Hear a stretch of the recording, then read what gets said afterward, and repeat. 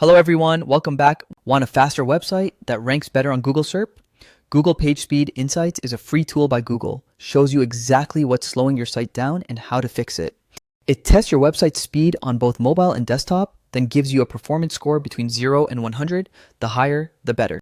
Here's what it actually measures. LCP, largest contentful paint, means how fast your main content loads.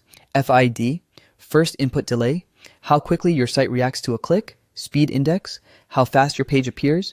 And CLS, cumulative layout. Shift is how stable the layout is while loading, but it doesn't stop its scores. It tells you what's wrong and how to fix it. You'll get suggestions like improve image delivery, render blocking requests, minify CSS, and reduce unused JavaScript, etc. We tested one of our slower websites. It had a score of 30. After applying just a few recommendations, the score jumped to 96. Run PageSpeed Insights weekly, especially after content updates, and if you're not a developer, tools like Website Speedy can help you apply many of these fixes with zero coding. Improving your site speed isn't just about better scores, it's about happier visitors and higher rankings. Try PageSpeed Insights today and give your site the performance boost it deserves. Thanks for watching this video. See you in the next video.